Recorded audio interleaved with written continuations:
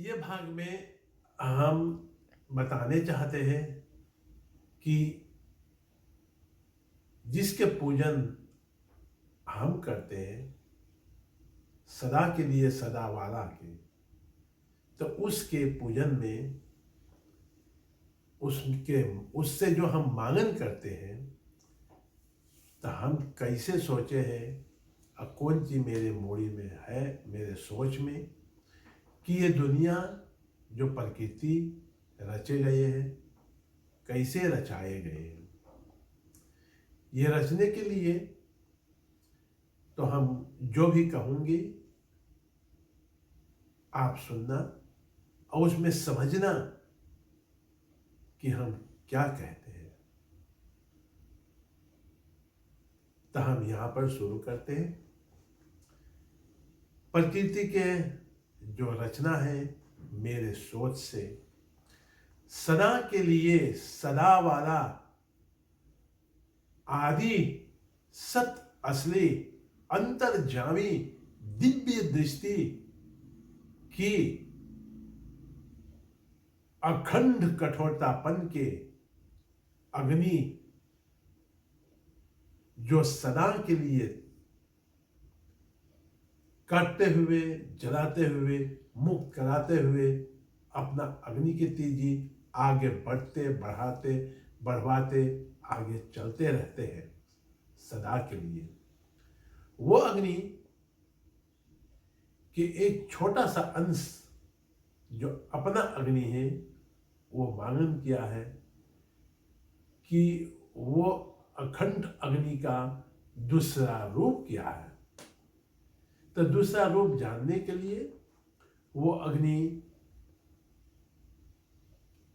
जो सदा के लिए सदावाल है उसके तो बताना था, तो वो दूसरा रूप बता दिए, दिखा दिए कि वो दूसरा रूप क्या है। तो जो अखंड कठोरतापन के अग्नि है, तो उसके दूसरा रूप अखंड अखंड कठोरतापन के बर्फ हुआ, जिसके हमने ऐस कहलाते हैं। तो वो भी सदा के लिए था, उसमें वही अखंड कठोरतापन के ताकत था। तो उसमें वो छोटा सा अंश, जो एक छोटा सा अंश उस मांगन किए था, वो दूसरा रूप में जाकर समा गए। अगर दूसरा रूप में अपना रूप जाकर समा गए, तो वो रूप समा करके उसमें धारण करके उसमें अस्वादी लेकर के उसमें और अपना तेजी भी दिखाए।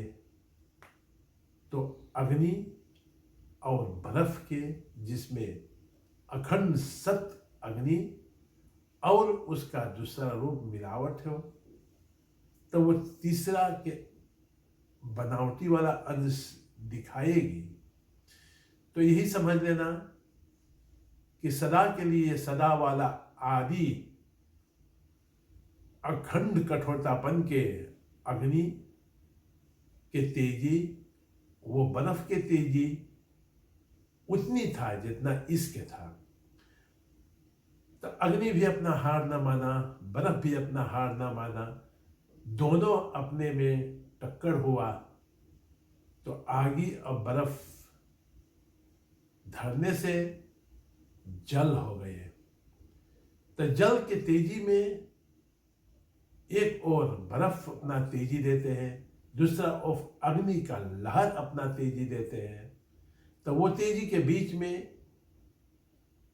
एक घुमावट आते हैं, इधर से बर्फ अग्नि तेजी देते, इधर से अग्नि अपन तेजी, तो वो घूम जाते हैं। वो घूमते घूमते और वो तेजी सदा के लिए है, दोनों तेजी सदा के लिए।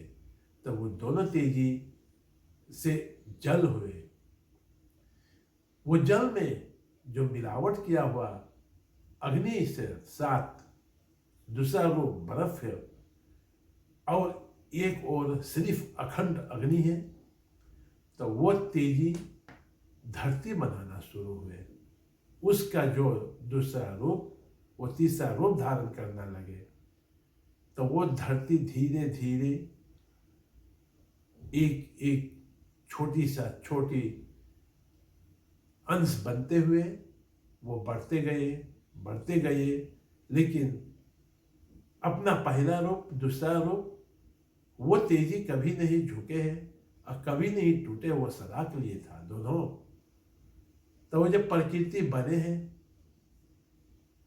तो वो प्रकृति में उसका जो बाप है वो आकाश बने, और जो धरती जो है वो कड़ेर, ईंटा, पाथर सब रूप के वही में आते गए, बनते गए। और जो आकाश में उसके बर्फ के ओर से उसका जो बाप है उसके ओर से आकाश बनते गए, और उसमें एक ओर के तेजी जो हवा, अग्नि और बर्फ के अग्नि के तेजी के तरह हवा उसमें आ बैठे। और जो जल तो हुए था, तो जल धरती के साथ वो जल हवा आ गए। फिर ओकर बाद जो सदावल आदि सत्य अग्नि के एक छोटा सा रूप दूसरा रूप में जाकर समाये था, वो भी अग्नि था। तो उस प्रकृति में वो अग्नि नहीं है, वो गर्मी है। तो वो गर्मी प्रकृति के साथ धरती आकाश बने, वायु बने, जो दोनों तेजी के साथ हवा लहर उठे, अपने में टक्कर हुए, उसके साथ वो पवन बने। अब पवन के साथ वो जल तो था, जल के साथ वो अग्नि भी बर्फ में था, तो वो भी अग्नि गर्म होकर के प्रकृति से समाया। तो प्रकृति बन गया 5 तत्व से, धरती, आकाश, वायु, जल, अग्नि। अग्नि कहलाते हैं, अग्नि तो जलाने जानते हैं। अग्नि का एक अंश अगर बर्फ में मिल जाते तो वो गर्मी हो जाते हैं। इसलिए हम सोचे हैं, जब वह अपना तेजी दोनों ओर से, बर्फ से और अग्नि की तेजी आगे बढ़ते गए, तो दोनों बढ़ते गए जब तक दोनों के तेजी एक बराबर न हो, तब प्रकृति बन गए। प्रकृति बनने से बर्फ प्रकृति में मिल गए, वो दूसरा रूप था, उसमें मिलावट था।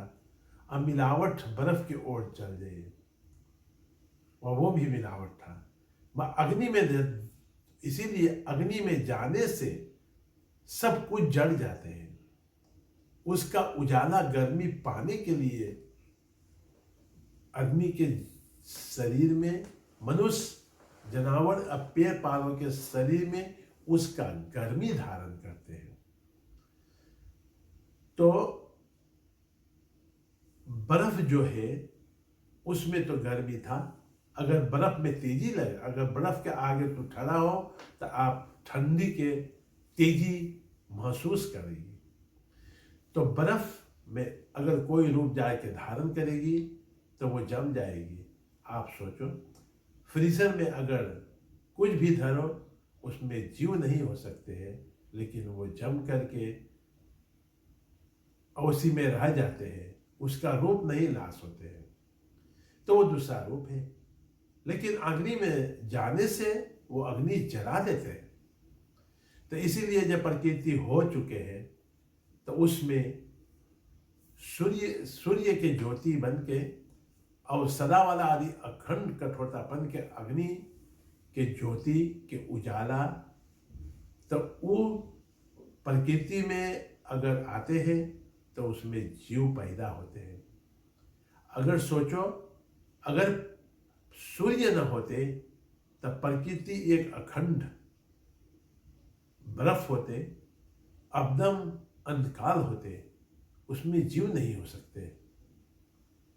तो सूर्य की गर्मी से और उसका उजाला से तब प्रकृति में जीव धारण होते हैं। जीव उसका एक अंश जो दूसरा रूप मांगन करके उसमें समा गया था, वही गर्मी मनुष्य जनावर पेड़ पालों में धारण करते हैं और फिर भी निकस जाते हैं, वो प्रकृति में वापस चल जाते हैं। तो ये प्रकार से ये इस संसार, ये विश्व रचा है। और ये रचाने पे अब जो भी कह ले कि इस विश्व सदा शिव रचाए हैं या शिव भगवान रचाए हैं, हो सकती वो शिव के नाम और सदा शिव के नाम मनुष्य दिए हैं। अगर कभी नाम ना हो, कभी मनुष्य ना होते तो नाम भी ना होते। बल्कि वो भी है कि धरती पे ये विश्व में जिस चीज के नाम है, रूप है, रंग है, सब है, लेकिन अंतर होना चाहिए कि अंतर यही होना चाहिए कि क्या असली है, क्या बनावटी है और क्या नकली है। तो जो मनुष्य जब तब सिद्ध करके शिव के, सदा शिव के प्रकट नहीं किया होता तो शिव ना होते। लेकिन वो जो अग्नि के और बर्फ के दूसरा रूप के तेजी का जो वो पानी का दहक होते हैं ना, जैसे बोले कि बाफ होते हैं ना, तो वो बाफ एक धुआं के तरह प्रकृति पे छा लिए। और वो शक्ति के जो था उसी के अगर जीव धरती पे हुए हैं तो वो जीव उसके मनुष्य, जनावर और पेड़ पालो। तो मनुष्य के जो जिसके हम जानते हैं, तो उसने नाम दे दिए कि वो जो धुआं था वो सदाशिव था। सदाशिव के बाद तो ब्रह्मा विष्णु महेश के रचना जो हुए हैं, तो वो मनुष्य ने ब्रह्मा के जो नाम दिए, विष्णु के नाम दिए, महेश के नाम दिए। तो उसमें से ऐसे ऐसे सब कुछ शक्ति के, कहते हैं ऋषि मुनि शक्ति के पा करके और उसके विषय में लिखे हैं। लेकिन अगर शक्ति शक्ति है तो वो मनुष्य नहीं हो सकते हैं। लेकिन फिर भी जो उसके लिए हुए नाम है, जब तब करके सिद्ध किया हुआ शक्ति है, तो वो शक्ति है। उसके बाद युग के युग, सतयुग में जो था तो क्यों त्रेता होना था, त्रेता की बात क्यों द्वापर होना था, और द्वापर के बाद क्यों कलयुग होना था। तो उसमें मिलावट में अगर मिलावट होते हैं ना, जैसे हर एक रूप में अगर भगवान देवी देवता के शक्ति के वर्णन किए गए तब तो सतयुग था। उसके बाद जब त्रेता में रावण के सब रूप का शक्ति जगाए और सब रूप धारण करने वाले शक्ति की जो शक्ति चाहती थी वो शक्ति जगा देती थी। तो उस शक्ति जो रावण के शक्ति के वो जगाए है, पहला शक्ति जो सब रूप धारण करने वाले, सर्वसम्मो बनने वाले, अपने आप के पुजवाने वाले शक्ति, तो वो शक्ति जब ब्रह्म देवता और ब्रह्म देवी के साथ मिला दिए और सबके बता दिए कि ओम ही महान है। लेकिन ओम से बाहर निकलना और उसके बाहर जा करके तो क्या होते हैं। जब जन्म मरण के चक्र है और वो चक्र के भीतर रहेगी तो आपके ओम से शुरुआत करना होगा।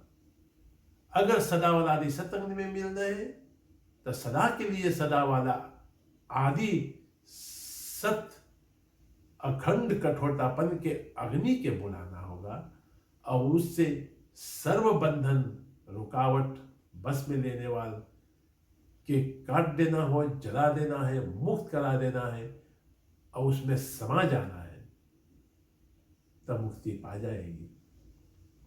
इसीलिए ये प्रकृति में जो ये विश्व बनाए गए हैं, इस रूप में मेरे सोच में विश्व बने हैं और विश्व भी सदा के लिए है, वो सदा वाला अंश से बने हैं।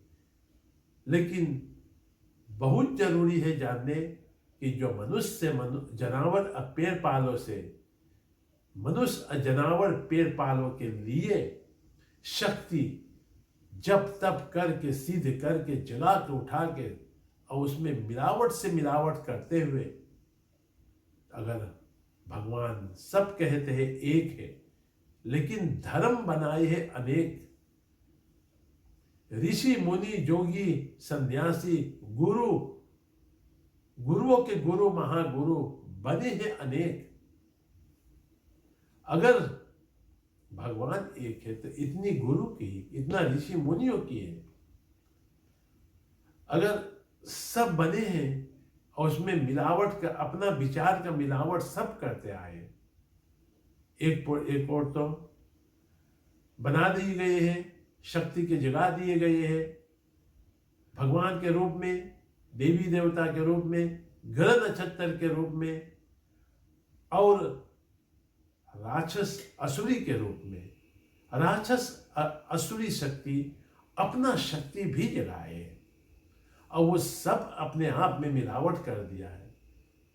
तो अगर शक्ति सब रूप के शक्ति अपने मिलावट किया, तब कैसे हमें अंतर होना कि हम भगवान के मूर्ति बनाकर उसमें भगवान के बुलाते हैं। और सब रूप धारण करने वाला कोई भी रूप नाम तो भी धारण कर सकते हैं। शिव के नाम तो मनुष्य दिए हैं। तो इसमें अंतर जानने के लिए कैसे आपके जानना है कि असली भगवान के हम पुकार करते हैं। ओम में तो नहीं है, ओम तो जन्म दे के मार देते हैं, फिर यही संसार में पठा देते हैं, यही चक्कर में घुमा रहा है। तो हमें अगर कोई नाम जो है जिसे शिव, तो हम लोग नाम से ऐसा हम लोग के बुद्धि में समाये है कि वो भगवान है, ब्रह्मा भगवान है, विष्णु भगवान है, देवी देवता है सब। जो भी नाम में अगर असली रूप में उसे पूजना है, तो क्यों मैं नहीं पूछते हैं कि हम सदा के लिए सदा वाला आदि सत असली अंतर्जामी दिव्य दृष्टि की श्री महाब्रह्म के, श्री महाशिव के, सदा के लिए सदा वाला आदि सत अखंड कठोरतापन के अग्नि के रूप में पुकार करते हैं। आने के लिए ये मूर्त में या शिवलिंग पे धारण करने के लिए, और जितनी मांगन हम करूं अपने या पराये के लिए, तो तेरी अग्नि जा करके काटते हुए, जलाते हुए, उसमें समाते हुए, अपना अग्नि कवच बनाते हुए, रक्षा करते हुए आगे बढ़ते रहने के लिए। बढ़ते रहिए, बढ़ाते रहिए, बढ़वाते रहिए सदा के लिए। तो जो दूसरा शक्ति कभी बने था, आज है, आज के बाद आएगी, तो वो भी जलते रहेगी।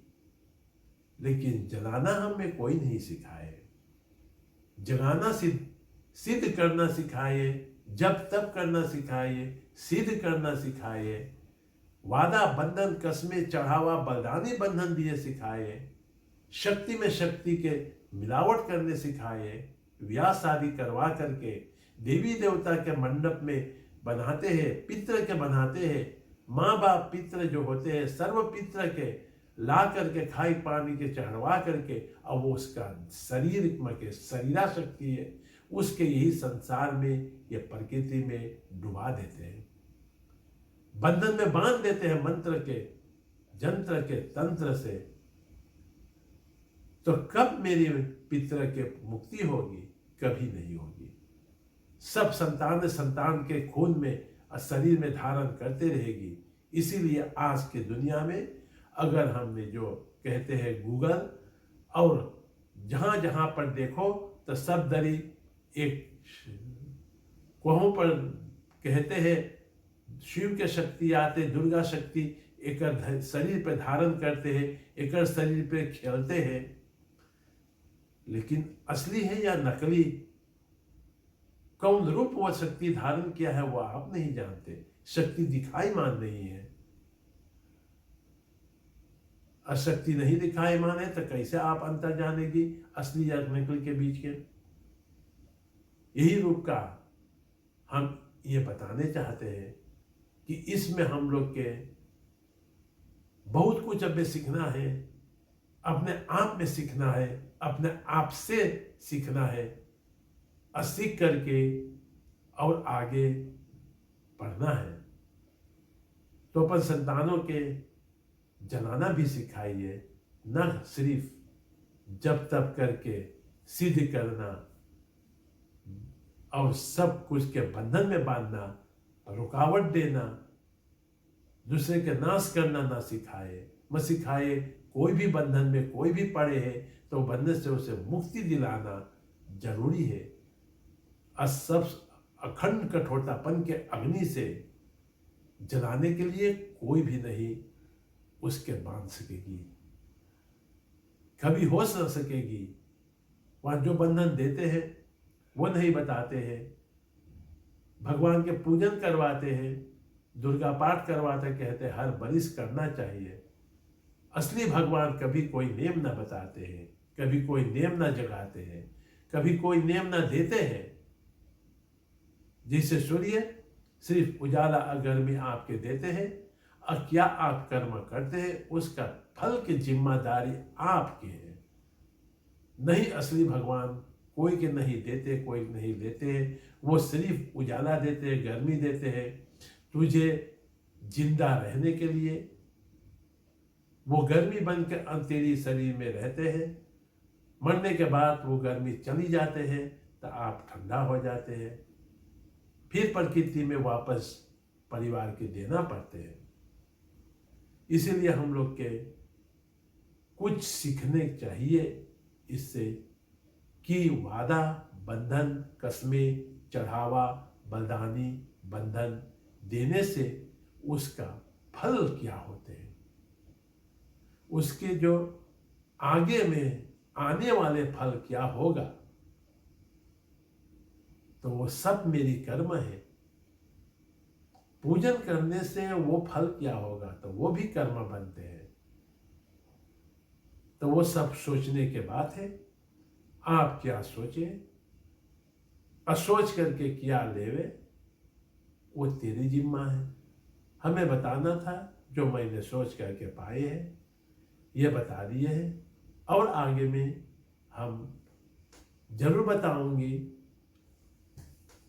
कि फोड़ फोड़ करके जो हमें जाने हैं, समझे हैं, सोचे हैं, सब के लिए हम यही वीडियो में भर करके, और जिसका लेना है ले सकते हैं, जो ना चाहे लेने के लिए ना लेना। ये मेरे बोलने के, आपके समझने के बीच में क्या मैं कहाँ है, आप क्या समझे वो आप जाने, और क्या आप लेगी वो आप जाने।